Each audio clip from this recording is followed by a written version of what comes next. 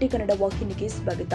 ಬೇಸಿಗೆಯಲ್ಲಿ ಕುಡಿಯುವ ನೀರಿನ ಅಭಾವ ಎದುರಾಗುವ ಪ್ರದೇಶದಲ್ಲಿ ನೀರಿನ ಟ್ಯಾಂಕರ್ ಮಾಫಿಯಾಗೆ ಜಿಲ್ಲಾಡಳಿತ ಕ್ರಮ ಜರುಗಿಸಬೇಕು ಎಂದು ಮಾಜಿ ಮುಖ್ಯಮಂತ್ರಿ ಸಂಸದ ಜಗದೀಶ್ ಶೆಟ್ಟರ್ ಒತ್ತಾಯಿಸಿದ್ದಾರೆ. ಬೆಳಗಾವಿ ಪ್ರವಾಸಿ ಮಂದಿರದಲ್ಲಿ ಮಾತನಾಡಿದರು.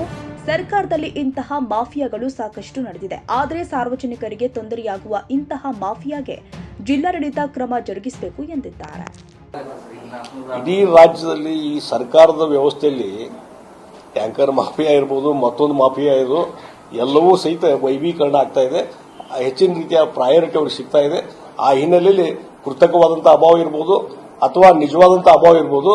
ಆದ್ರೆ ಇದು ಅಡ್ವಾಂಟೇಜ್ ತೆಗೆದುಕೊಳ್ಳುವಂತದ್ದು ಈ ರೀತಿಯಾದ ಲಾಬಿಗಳು ವರ್ಕ್ ಮಾಡ್ತಾ ಇದ್ದಾವೆ. ಅದಕ್ಕಾಗಿ ಸರ್ಕಾರ ಬಿಗಿ ಏನು ನಿಲುವು ತಗೋಬೇಕು ಅದನ್ನು ತೆಗೆದುಕೊಳ್ತಾ ಇಲ್ಲ. ಆ ಹಿನ್ನೆಲೆಯಲ್ಲಿ ಇವತ್ತು ಡಿಸ್ಟ್ರಿಕ್ಟ್ ಅಡ್ಮಿನಿಸ್ಟ್ರೇಷನ್ ಇದಕ್ಕೆ ಎಚ್ಚರಾಗಿ ತಕ್ಷಣ ಕ್ರಮ ಕೈಗೊಳ್ಳಬೇಕನ್ನುವಂತ ಒತ್ತಾಯವನ್ನು ನಾವು ಮಾಡ್ತೀವಿ. ಕನ್ನಡಿಗರ ಮೆಚ್ಚಿನ ನಿಮ್ಮ TV20 ಕನ್ನಡ ವಾಹಿನಿ ಇದೀಗ ಟಿವಿಯಲ್ಲಿ ಲಭ್ಯ.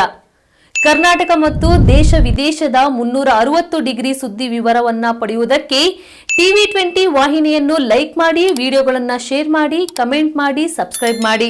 HCN ಕೇಬಲ್ 842 ನಂಬರ್ನಲ್ಲಿ ಹುಕ್ಕೇರಿ ತಾಲೂಕು ಹಾಗೂ ಸಂಕೇಶ್ವರದ ಸುತ್ತಮುತ್ತಲಿನ ಹಳ್ಳಿಗಳಲ್ಲಿ ಲಭ್ಯ. PCN ಕೇಬಲ್ 129 ನಂಬರ್ನಲ್ಲಿ ಹಾರುಗೆರೆ ಸುತ್ತಮುತ್ತಲಿನ ಹಳ್ಳಿಗಳಲ್ಲಿ ಲಭ್ಯ.